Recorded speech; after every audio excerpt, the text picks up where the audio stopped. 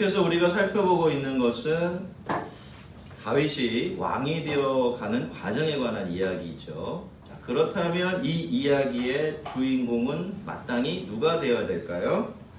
다윗이 되어야 됩니다. 다윗이 반짝반짝 하늘의 별처럼 빛을 내는 스타로 등장을 해야 하지요. 하지만 이 이야기가 본격적으로 시작되고 있는 18장부터 계속 살펴보면요, 다윗은 좀처럼 무대 중심을 차지하고 있지 못합니다. 굉장히 수동적으로 거의 말도 없이 이 사람이 이렇게 하면 이렇게 움직이고 저 사람이 이렇게 자극하면 저렇게 반응하고 그냥 바람에 이리저리 밀려달리는 호수의 물결처럼 그렇게 떠밀려서 이곳저곳 도망다니는 그런 모습이 더 많습니다. 반면에 다윗을 제외한 다른 사람들은요, 그 내용이 길든지 짧든지 굉장히 주도적으로 그리고 아주 활발하게 움직이고 있어요. 말도 굉장히 많이 하고요.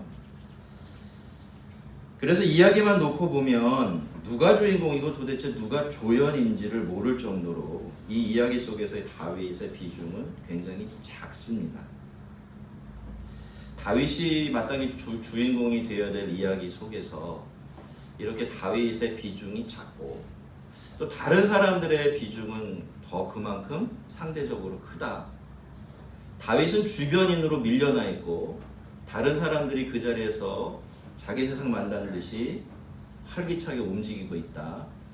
뭔가 좀 이상해 보이는 그런 드라마 같지만요, 여러분, 이것이 바로 하나님 나라의 이야기가 가지고 있는 굉장히 특별한 점입니다. 하나님 나라 이야기에는요, 주인공이 없습니다. 정확하게 말씀드리면 인간 주인공은 없죠. 그러니까 누구에 대한 이야기라고 해서 꼭 그 사람이 주인공이 되는 그런 것은 아니라는 겁니다. 모든 등장인물들은요, 그저 하나님께서 마련해 놓으신 무대 위에 올라와서 자기 역할을 할 뿐이에요. 그런데 등장인물들의 역할은 정해져 있기도 하지만 또 그렇지 않기도 해요. 예를 들어서 제 역할이 뭘까요? 하나님께서 저에게 맡기신 역할이 장유진이라는 등장인물입니다. 그렇죠? 그 장유진이라는 등장인물로 저를 세우시고 저를 무대 위에 올려놓으신 그 사실 자체를 제 마음대로 바꿀 수는 없어요. 하지만 제가 그 장유진이라는 인물의 역할을 어떤 식으로 해낼 수 있을 것인가 하는 것은 철저히 제 선택과 자유에 달려 있습니다. 이것이 하나님의 스토리에서 저의 비중과 중요성을 달라지게 하는 거죠. 여러분, 이게 바로 하나님 나라의 드라마입니다. 우리가 그 안에서 지금 살아가고 있는 거죠. 그렇기 때문에 여러분, 하나님 나라의 드라마에서는요, 굳이 내가 주인공이 되려고 애쓸 필요가 없습니다. 하나님 나라의 드라마에서는 언제나 하나님이 주인공이세요. 보이지는 않을 수 있어도. 다른 사람들은 잠시 무대 위에 올라왔다가 자기 역할을 하고 내려가는 단역들에 불과합니다. 아무리 대단해 보이는 사람도 그렇고요, 정말 형편없이 작아 보이는 사람도 그렇습니다. 하지만 이 역할, 자기에게 맡겨진 이 크고 작아 보이는 역할들 하나님의 뜻대로 거기 맞춰서 잘 감당해내게 되면 그 영광은 결코 작지 않습니다. 그렇기 때문에 하나님 나라가 그렇게 소망 넘치고 사랑스럽고 복된 곳이 되는 것이죠. 여러분, 세상은 그렇지 않죠? 우리가 살아가는 주변 환경들은 전혀 그렇지 않습니다. 거기서는 큰 역할, 대단한 역할 맡은 사람만이 대단하고 훌륭하다는 평가를 받습니다. 이름 없는 사람들은 전혀 좋은 평가를 받지를 못하지요. 그래서 세상에서는 경쟁이 엄청나게 심하지 않습니까? 저마다 자기가 앞으로 나가고 커지고 화려해지려고 애를 쓰지만 사실은 거기에 인간의 불행과 불편함이 놓여져 있고, 그렇게 사느라고 인간들은 자신에게 주어진 그 본연의 삶을 살아내지 못합니다. 여러분, 성도들은요, 이걸 빨리 깨달아야 돼요. 우리는 여러분, 하나님이 마련해놓은 이 세상이라는 무대 위에서 저마다의 역할을 맡아서 연기를 펼치고 있는 등장인물들입니다. 그리고 우리들 중에는 누구도 주인공이 없어요. 주인공이 되라고 하나님이 요청하신 적이 없단 말입니다. 그렇기 때문에 우리는 자유로운 거예요. 그렇기 때문에 우리 자신으로서 충실하게 살아갈 수 있는 방법이 있는 겁니다. 사울은 다윗을 죽이겠다고 다윗의 집까지 자객을 보내요. 딸이 거기에 같이 있는데도 말이에요. 참 잔인한 아버지예요. 그렇죠? 그래서 다윗은 더 이상 갈 곳이 없어져서 어디로 피신합니까? 라마에 있는 사무엘에게로 갑니다. 가서 사무엘에게 그동안 있었던 모든 일의 자초지종을 다 이야기를 하지요. 물론 다윗은 그렇게라도 하소연을 해야 좀 마음이 풀리겠기에 그렇게 했겠지만, 왜 자기가 여기까지 도망쳐 올 수밖에 없었는지 이유도 설명할 수 있었겠지만, 그 이야기를 듣는 사무엘의 심정은 어땠을까요?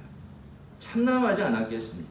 그래도 자기가 하나님의 종으로 첫 번째로 세운 이스라엘의 왕인데 그렇게까지 무너지고 망가졌다는 소식을 듣는 사무엘의 마음은 억장이 무너졌을 것입니다.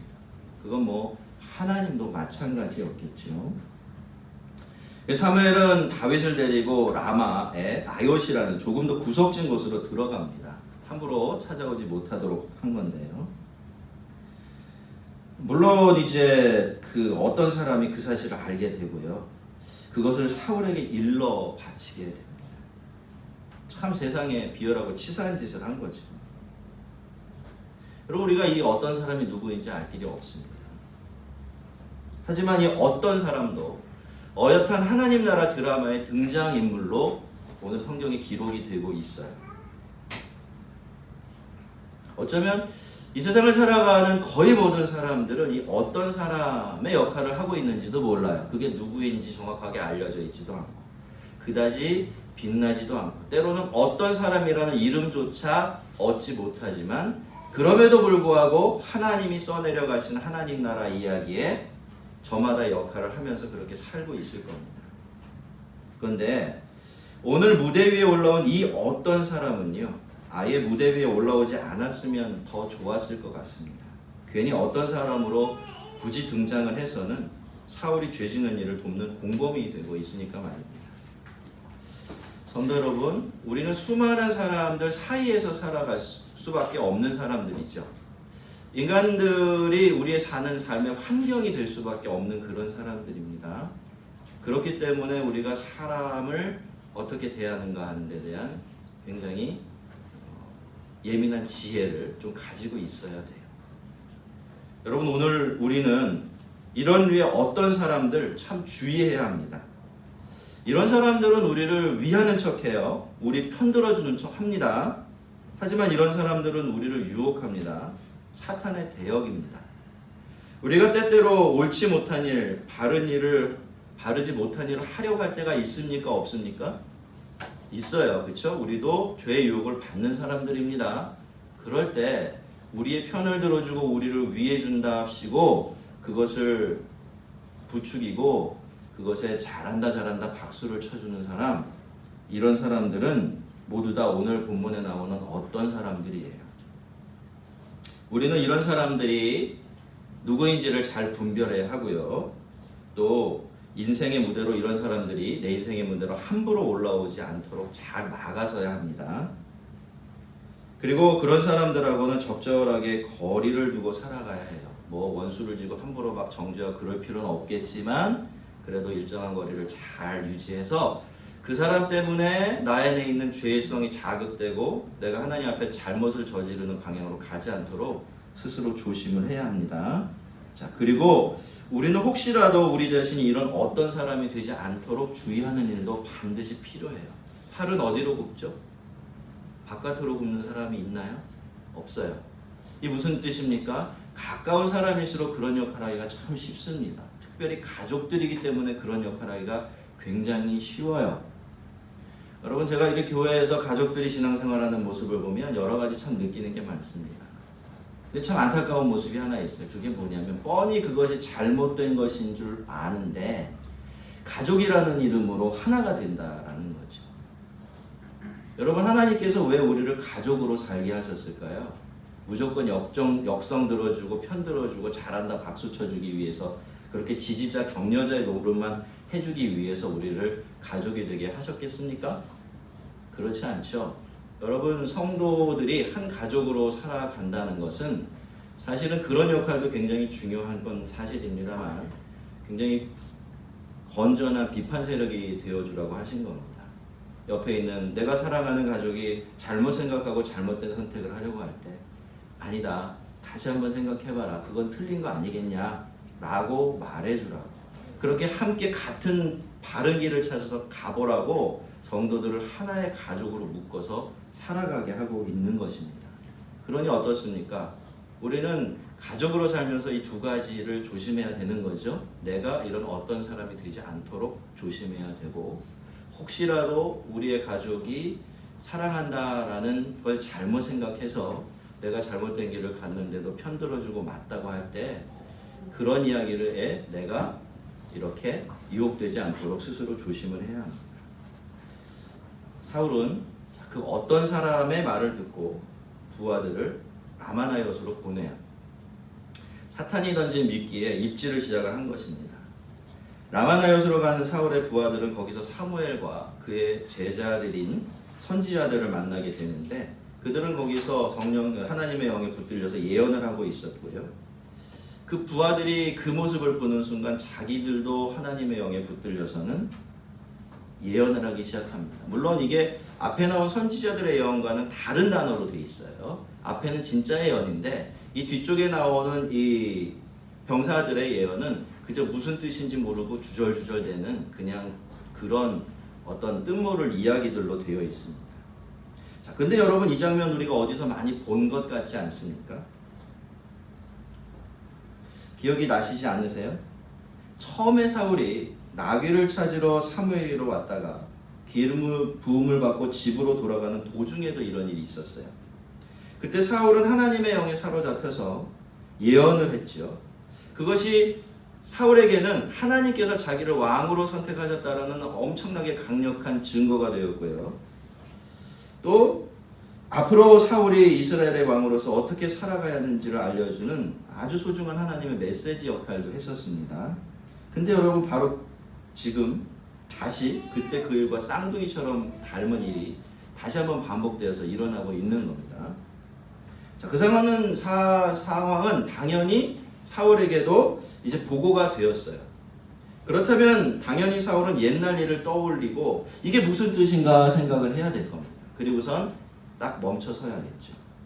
하지만 사울은 연거푸 2번, 3번 부하들을 다시 보냅니다. 그리고 그럴 때마다 하나님은 사울에게 똑같은 메시지를 들려주셨죠. 여러분, 우리가 딱 한 번 일어난 일에 대해서 무슨 의미를 찾고 또 뜻을 찾으러 드는 것은 조금 어리석은 일이 될 수 있어요. 억지스러운 일이 될 수도 있죠. 그건 또 위험해질 수도 있는 겁니다. 그런데 2번, 3번 똑같은 일이, 그것도 내가 하려는 어떤 일을 하지 못하게 가로막는 어떤 일들이 반복되어 일어난다고 한다면 우리는 그것을 그저 기분 나쁜 우연이다 라고 생각하기 전에 그 자리에 딱 멈춰서서 내가 하려고 하는 일을 한번 점검해 보아야 합니다. 그 일의 동기와 방법이 정말로 하나님 보시기에 합당한지를 진지하고 정직하게 돌아보면서 그 일에 대해서 근본적으로 다시 한번 점검해 보아야 한다는 것입니다. 근데 제가 이렇게 보면 믿음이 좋다는 분들 중에 이렇게 하지 못하시는 분들이 더러 많이 있더라고요. 그분들이 근데 그렇게 하지 못하시는 이유가 하나 있습니다. 그게 뭐냐면 믿음에 대한 생각이 잘못되어져 있기 때문이에요. 이런 분들은 대개 믿음을 그저 진취적이고 적극적인 사고방식과 같은 것으로 생각합니다. 자기가 바라는 일이 그대로 이루어질 것을 확신하는 확신을 믿음과 동일한 것으로 놓고 본다는 거예요. 그래서 하나님께서 계속해서 브레이크를 거시면서 그러면 안 된다라고 말씀을 하셔도 그 메시지가 전혀 귀에 들리질 않는 겁니다. 그렇게 방해물이 등장하고 장애물이 앞에 설 때마다 이런 분들은 대개 그렇게 생각해요. 내가 아직 믿음이 부족해서 그럴 거야. 더 열심히 하라고 하나님께서 이러는 것이지 라고 생각을 하고 계속해서 더 밀어붙이는 방향으로 갑니다. 누구처럼?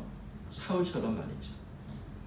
하지만 주님은요, 우리를 사랑하는 마음으로 그렇게 말씀하셨어요. 너희가 구하여도 받지 못함은 정욕대로 쓰려고 잘못 구함이라. 욕심이 잉태한 즉 죄를 낳고 죄가 장성한 즉 사망을 낳느니라 라고 말이죠. 성도 여러분, 믿음하고 적극적인 사고방식은 직접적인 상관이 전혀 없습니다. 오히려 믿음은 때로는 지극히 소극적이 되기도 하고요. 조심스러워지기도 해요. 왜냐? 믿음이라는 것은 나의 뜻이 이루어지는 것을 바라는 것이 아니라, 그렇죠? 누구의 뜻이? 하나님의 뜻이 누구의 때에? 하나님의 때에 이루어질 것을 바라고 믿는 그런 믿음이기 때문이죠. 그래서 믿음은 천편일률적일 수가 없습니다. 한 방향으로만 똑같이 갈 수가 없는 거예요. 때로는 막 다른 사람들이 다 불가능하다고 말하고 뜯어 말려도 막 그 방향으로 가야 되기도 해요. 그렇죠? 하지만 때로는 다 그 길이 맞다고 박수를 쳐줘도 딱 멈춰서서 움직이지 말아야 되기도 합니다. 그것이 바로 믿음이라고 불리우는 것에 굉장히 특별한 특징이 되죠. 그리고 제가 참고로 좀 말씀을 드리면 믿음을 따르는 것은요, 대개 내가 원하는 것하고는 반대가 될 때가 참 많습니다. 그래서 저는 성도들이 도대체 뭐가 하나님의 뜻대로 따르는 것이냐, 믿음을 따라 살아가는 게 도대체 뭐냐 잘 모르겠다라는 질문을 하실 때가 있는데, 그때마다 제가 그런 분들에게 동일하게 대답해 드리는 게 한 가지 있어요. 그게 뭐냐면, 성도님께서 더 하기 싫은 것 하시면 그게 믿음대로 하는 겁니다 라고 설명해 드려요. 좋은 대답입니까? 안 좋은 대답입니까? 대답이 없네요. 역시. 좋은 대답이에요. 제가 여러분 그런 대답을 해드릴 때는요, 그 질문하시는 분들 고통스럽게 만들려고 드리는 대답이 아니에요. 여러분, 이게 제 경험이에요. 나중에 보면 그렇게 해야 뒤처리할 것이 없이 깔끔해집니다. 무슨 문제가 생기질 않아요. 뭔가 불편함이 있는데, 뭔가 아닌 것 같은데, 그냥 내가 원하기 때문에, 내가 맞다고 생각하기 때문에 그 길을 가고 싶어서 가게 되면요, 아마 다들 믿음 안에서 경험을 해보신 것이겠지만 뒤에 신경 쓸 게 너무너무 많아요. 뒤처리할 게 정말 많더라고요. 여러분, 우리가 하나님 뜻대로 믿음을 따라서 움직이게 되면요, 뒤가 깨끗합니다. 뒤에 신경 쓸 것이 없어요. 그게 얼마나 편하게 살아가는 방식인지 모릅니다. 자, 하나님은 계속해서 브레이크를 거셨습니다. 그것도 3번씩이나 그렇게 하셨어요. 하지만 사울은 충분히 하나님 말씀을 알아들었을 텐데도 불구하고 계속 딴청만 부리죠. 똑같은 일이 계속되니까 사울은 이런 식으로는 자기 뜻을 이룰 수 없다는 것 알아차렸는데도 불구하고 사울은 그 일을 그만두지 않아요. 그 대신 이번에는 자기가 직접 나섭니다. 라마와 나요 사이에 있는 세구라는 곳에 우물가에 도착한 사울은 거기서 만난 어떤 사람에게 사무엘과 다윗이 어디 있느냐라고 묻습니다. 이 장면도 우리가 앞에서 한번 보았던 장면하고 굉장히 비슷해요. 그때 사울은 우물가로 물을 기르러 오는 소녀들에게 사무엘이 있는 곳을 물었고, 그렇죠? 그렇게 사무엘을 만나게 되었습니다. 그렇게 해서 나귀를 찾으러 왔다가 왕으로 선택이 되지요. 이번에도 거의 똑같습니다. 우물가에서 만난 사람에게 사무엘의 행방을 물었고, 그래서 그 대답을 들었습니다. 그래서 사울은 사무엘을 만나러 가게 되는데요. 여러분, 같은 길이라고 해서 같은 길이 아닙니다. 그때는 그 길을 가야 했어요. 가는 것이 맞았고요. 가서 사무엘을 만나야만 했습니다. 왜요? 그렇게 왕이 되어야 했기 때문이죠. 그런데 이번에는 아닙니다. 같은 길이지만요, 똑같은 방식으로 가게 되는 길이고 목적도 같을 수 있지만 이번에는 이 길 가면 안 됩니다. 왜 그렇습니까? 하나님께서 그렇게 열심히 그 길을 막아서고 계시기 때문입니다. 우물가에서 만난 그 어떤 사람이 사무엘과 다윗이 있는 것을 알려준 것은 전혀 하나님의 인도가 아닙니다. 원하는 답을 얻었다고 해서 그것이 곧 하나님의 뜻은 아니라는 겁니다. 우리는요, 대개 어떤 일이 내 마음대로 잘 풀리면 이거 하나님의 뜻이야, 이거 하나님께서 나를 축복하시고 계셔 라고 믿어버리는 습성이 있습니다. 하지만 여러분 성도는요. 그저 내가 내 뜻대로 하고 있는데도 불구하고 일이 너무 잘 풀리게 되면 오히려 두려워할 줄 알아야 돼요. 그 자리에 서서 자기가 무슨 일을 하려고 하는지를 돌아보아야 하고 또 하나님께서 뭘 원하시는지를 생각해 보아야 하는 겁니다.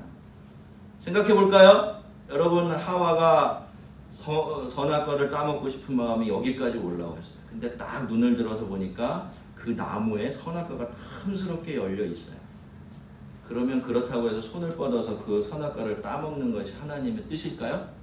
하나님께서 주신 복이겠습니까?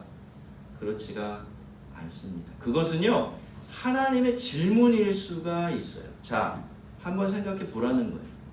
네가 그렇게 원하는 것이 네 눈앞에 딱하니 놓여져 있고 네가 가고자 하는 길이 네 앞에 크게 열려져 있는데 그게 정말 문제가 없는 길이겠느냐? 나도 네가 그 길을 가고 그 일을 하는 것을 기뻐하겠느냐? 너는 네가 원하는 일을 하고자 할 때 내가 정말로 뭘 원하고 있는지 거기에 대해서 진지한 관심을 가지고 있느냐라고 물으시는 것이죠. 사무엘은 묻지 않았습니다. 그냥 그 길을 가죠. 아마 그렇게 할 때 온 세상이 자기 편 같았을 겁니다. 이번에는 틀림이 없다 이렇게 확신을 했겠죠. 어쩌면 그렇게 믿고 싶었을지도 모릅니다. 하지만 그 길에서 사울은 하나님의 영에 붙들리게 되어지고 라마나요에 도착할 때까지 걸어가면서 계속 예언을 합니다. 한번 그 광경을 한번 여러분 생각해 보세요. 옆에는 누가 있습니까? 혼자 갑니까? 아니에요. 사울의 부하들이 있어요. 자, 그러면 그와 같은 사울의 모습을 지켜보는 부하의 마음속에 과연 사울을 왕으로 인정하고 높이고 존경하는 마음이 있었을까요? 없었을까요? 있을 수가 없지요. 또 똑같은 일이 반복되는구나. 하나님께서 그렇게 말리는데도 저 양반 기어이 여기까지 오더니만 아이고 저런 일이 또 벌어지고 마는구나 하면서 혀를 찼을 것입니다. 자, 그렇게 되었다면 여러분 지금 그렇게 사무엘이 지키고 싶어서 안다라는 그 왕의 자리는 도대체 무슨 의미가 있고 무슨 가치가 있는 것이겠습니까? 그건 그냥 허울 좋은 자리에 불과한 것이죠. 사울은 그렇게 껍데기만 붙들고 껍데기로 만족하는 껍데기 인생으로 전락해가고 있었던 것입니다. 근데 사실 이 세상에는 이런 방식으로 사는 사람들이 적지 않습니다. 예수를 믿는 사람들도 이 삶의 방식을 좀처럼 떠나지를 못하더라고요. 자리가 사람을 말해준다고 하면서 자리가 중요하다고 말하면서 자리만 얻으면 되고 자리만 지켜내면 된다고 생각하는 사람들이 굉장히 많습니다. 모두가 다 사울의 길을 가고 있는 사람들이에요. 자, 사울은 드디어 라마나요에 도착을 하죠. 다윗을 찾아냈습니다. 그러면 이제 사울은 자기가 원하고 바라던 대로 다윗을 처치하고 왕위를 굳건하게 지켜내면 되지요. 그 일이 딱 하나만 남은 건데 사울이 그 일을 할 수 있었습니까? 할 수 없었습니까? 할 수가 없었어요. 이상하게도 사무엘을 딱 보고 나서 그 앞에 쓴 사울은 어떤 일을 합니까? 자기가 벗고 있던 옷을 다 벗어버려요. 그리고는 그렇게 빨가벗은 채로 들어 누워서 하루 동안 꼬박 뜬모를 이야기를 주절주절대며 누워 있었습니다. 자, 그것 때문에 그때부터 하나의 속담이 생각나게 되어지는데 그것은 바로 사울도 선지자 중에 있느냐라는 속담이었어요. 여러분 사실 이 일도 사울이 처음 기름 부음을 받았을 때 일어났던 일의 재현입니다. 그때라고 굉장히 비슷해요. 의미는 완전히 반대가 되고 있지만 말이죠. 자, 그때 사울은 집으로 돌아가는 길에 선지자들을 만났고요. 그들과 함께 하나님의 영에 붙들려서 예언을 했습니다. 사무엘이 미리 일러준 대로 그렇게 일이 진행되어져 갔던 거예요. 그래서 사람들은 그 모습을 보고 깜짝 놀라면서 도대체 기스의 아들에게 무슨 일이 일어난 거냐고, 와, 사울도 선지자들 중에 한 명이냐라고 그렇게 말했었어요. 그렇게 사람들은 하나님의 영에 사로잡혀서 예언을 하는 사울을 보면서 앞으로 사울 때문에 자기들의 나라에 일어나게 될 일에 대해서 엄청난 기대를 걸었던 거예요. 하지만 이번에는 그때와 다른 점이 있습니다. 뭐가 다릅니까, 여러분? 자, 사울은 그때 그렇게 해서 왕이 되었었습니다. 왕의 옷을 입게 되었던 거예요. 하지만 지금은 왕의 옷을 벗습니다. 한번 딱 입어보니까 너무너무 좋아서 절대로 버리지 않으려고 발버둥치던 그 옷, 왕의 옷을 벗어버린 것입니다. 하나님께서는 그렇게 사울이 더 이상 이스라엘의 왕이 아니라는 사실을 스스로 드러내도록 만들어버리신 겁니다. 자, 그리고 처음에 그 일은요, 사울에게 큰 영광이 되었었습니다. 왜냐하면 사울이 그때 했던 일은 누가 보기에도 성령 충만한 선지자들이나 할 법한 그런 행동이었기 때문이에요. 하지만 이제 그는 그렇게 벌거벗은 채로 사람들이 지켜보는 가운데 주절주절 헛소리를 하면서 하루 종일 누워 있습니다. 이번에도 사람들은 사울도 선지자 중에 있느냐라고 똑같은 말을 하기는 했는데요. 이제 이 말 속에는 더 이상 사울에 대한 놀라움도 없고 기대도 없습니다. 사울도 선지자들 중에 있는, 이 말은 이제 자격도 없고 어울리지 않는 자리에 앉아있는 사람들을 비웃을 때 사용하는 속담이 되어버렸고, 사울은 그 수치스러운 속담 속에 자신의 부끄러운 이름을 영원히 남겨두게 된 것입니다. 사울은 이미 아주 오래전에 하나님의 버림을 받았어요, 왕으로서. 그렇지만 하나님께서는 그렇다고 해서 그 순간에 당장 사울을 왕의 자리에서 끌어내리지도 않으셨고요. 그런 사울이 크게 수치를 당하지 않도록 배려를 해주고 계셨어요. 그렇죠? 왜냐하면 그 이후에도 사울은 블레셋과의 싸움에서 많이 이기거든요. 그래서 주변에 있는, 그렇죠? 백성들이 이 사울을 왕으로 인정해 주도록 그렇게 만들어 주셨던 거예요. 그런데 사울은 이날 스스로 그렇게 마지막으로 남은 하나님의 은혜와 사랑마저 발로 차버리고 맙니다. 계속되는 하나님의 경고와 귀띔을 무시하고서 거기까지 다윗을 잡으러 왔잖아요. 그래서 이번에는 하나님도 사울을 그냥 내버려 두실 수가 없으셨어요. 사울을 아예 땅바닥으로 내팽개쳐 버리신 것입니다. 이날 사울에게 일어났던 모든 일들은 사실 그래서 일어난 일들이었습니다. 여러분, 오늘 이야기의 주인공은 사울이죠. 사울이 이 이야기를 주도하고 있습니다. 나머지는 그저 잠시 나왔다가 사라집니다. 한마디 거들고는 무대 뒤로 들어가서 다시 나오질 않아요. 심지어 이 이야기의 첫 번째 장면을 장식하고 있는 다윗마저도 사무엘에게 그간의 자초지정 한번 설명하고 무대 뒤로 들어가서 다시 무대 위로 올라서질 못합니다. 반면에 사울은 중심이 되는 인물답게 무대 위에서 활개를 치고 있어요. 자기 세상 만난 듯이 모든 사람들을 자기 마음대로 하려고 들고 있습니다. 실제로도 사울은 자기 뜻을 이루기 직전까지 갔죠. 하지만 사울은 결국 사람들이 보는 앞에서 큰 망신을 당하고 공개적으로 하나님의 버림을 받게 됩니다. 결국 그렇게 해서 자기가 그렇게 벗기 싫어하던 왕의 옷을 스스로 벗어버리게 됩니다. 그렇게 지키고 싶어 했던 명예 대신에 수치와 부끄러움을 얻게 되고요. 그렇게 유명해지고 싶어 했지만 그에게 남은 것은 명성이 아니라 오명밖에 없었던 거예요. 그는 그렇게 점점 더 하나님에게서 멀어져 갔고, 하나님에게서 멀어지면 멀어질수록 그에게는 껍데기만 남게 되는 그런 길로 가고 있었던 겁니다. 성도 여러분, 우리는요, 그냥 나의 인생을 살아가는 사람들이 아닙니다. 우리는 하나님 앞에서 나의 인생을 살고 있습니다. 늘 기억하셔야 돼요. 하나님 앞에서 우리의 인생을 사는 사람들이 저와 여러분입니다. 그래서 우리는 하나님을 모르는 사람들하고는 다른 모양의 인생을 살아갈 수밖에 없어요. 왜냐하면 우리는 그저 내가 보기에 좋고 다른 사람들이 보기에 괜찮은 인생이 아니라 하나님 보시기에 아름답고 괜찮은 인생 살아야 하기 때문입니다. 근데 여러분, 하나님은요, 외모를 보시지 않습니다. 우리가 얼마나 크고 대단한 역할을 맡았는지 그런 것에는 전혀 신경 쓰지를 않으세요. 그저 우리가 우리에게 맡겨진 그 역할 얼마나 겸손하고 정직하게 또 하나님의 뜻에 맞춰서 해내고 있는가 하는 그것만 보십니다. 그래서 여러분, 우리는 사울처럼 살아갈 필요가 없어요. 사울처럼 되기 위해서 발버둥치며 아둥바둥 살아갈 필요가 없다라는 것입니다. 여러분, 이것이 바로 하나님께서 하나님의 백성들에게 주신 자유이고 또 영광의 정체입니다. 오늘 한국교회는 많은 부끄러움을 당하고 있습니다. 근데 이 부끄러움이 어디서 왔나 추적을 해보면 상당 부분이 바로 이 사실을 제대로 이해하지 못한 데서 비롯됐다고 해도 과언이 아니에요.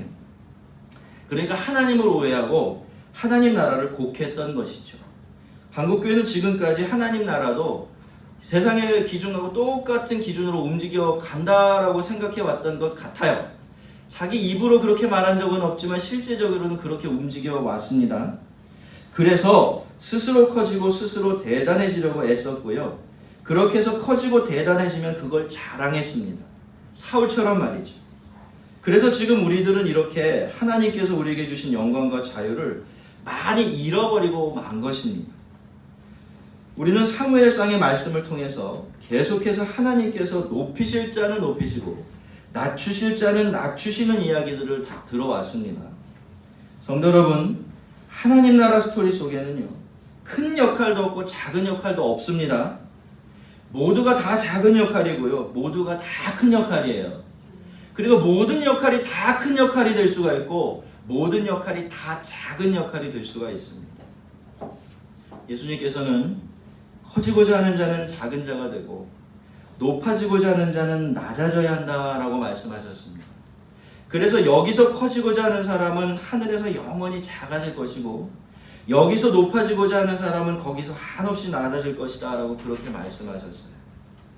성도 여러분, 우리의 자유와 영광은요, 높아지고 커지는 데 있지 않습니다.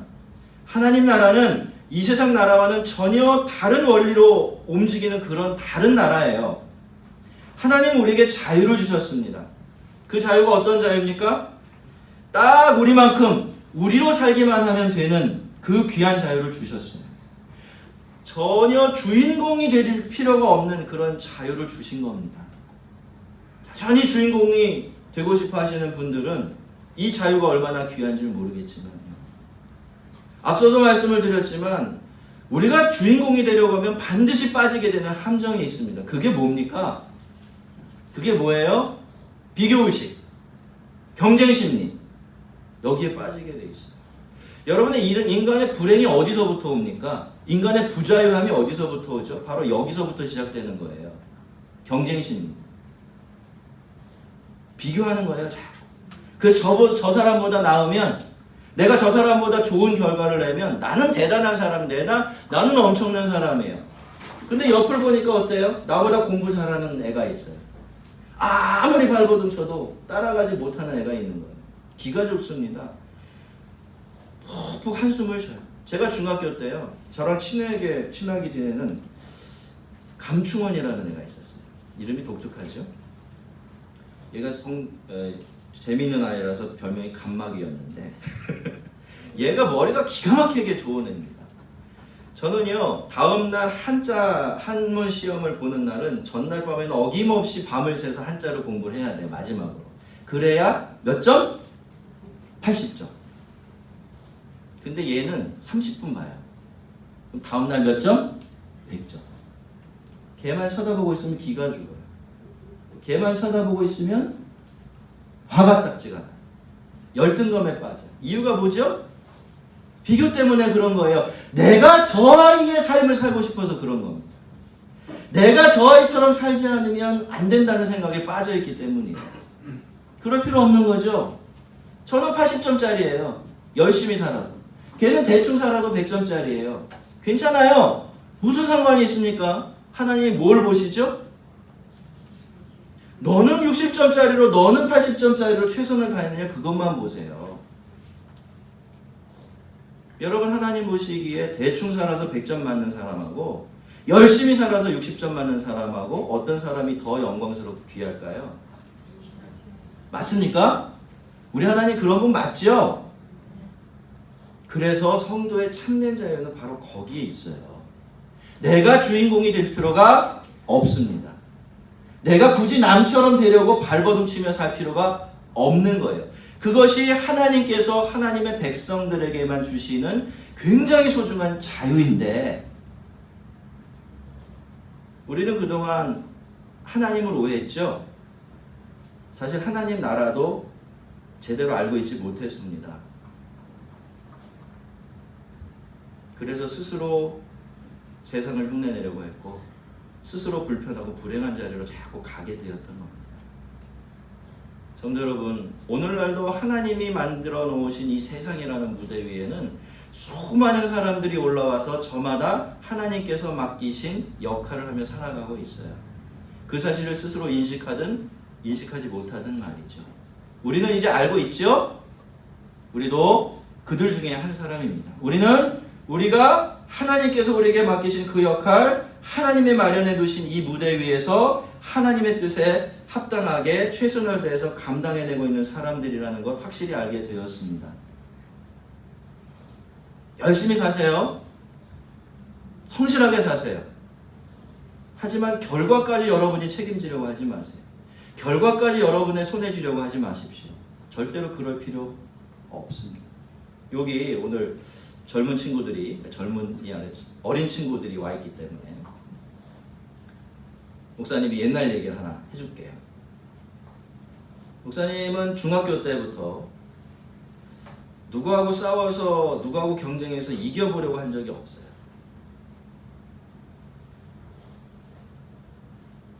그래서 친구들이 너 몇 점 맞았니? 물으면 60점 맞았어 라는 말을 아무렇지도 않게 하고 살 수 있었어요.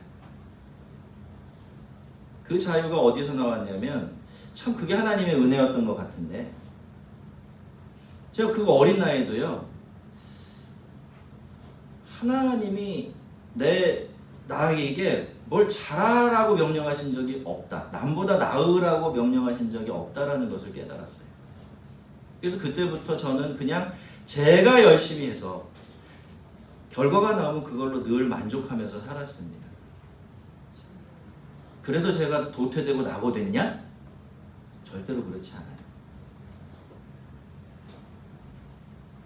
사랑하는 성도 여러분, 그리고 우리 자라나는 미래 세대 여러분, 절대로 남하고 경쟁하지 마세요. 하나님은 우리가 남하고 경쟁하는 걸 원치 않으십니다. 남은 사랑하고 섬기는 대상이에요. 그냥 나는 내 자리에서 최선을 다하고 살면 그뿐입니다. 열심히 사세요. 열심히 살지 말라는 이야기가 아닙니다. 열심히 살되 그런 것에 여러분 휘둘리지 말라는 거예요. 사울처럼 다윗과 자기를 끊임없이 비교하면서 사울 같은 길을 가지 말라는 겁니다. 하나님께서는 우리에게 그런 삶 맡기지 않으셨기 때문이죠. 성도 여러분, 우리는 주인공도 아니고 주인도 아니지만요. 그래서 더 자유롭고 더 영광스러운 하나님 나라의 백성들입니다. 나에게 주신 자리에서 나의 역할에 최선을 다하며 사는 아름답고 또 고상한 하나님의 백성들 되시기를 주의 이름으로 축원합니다. 우리 같이 한번 기도하겠습니다.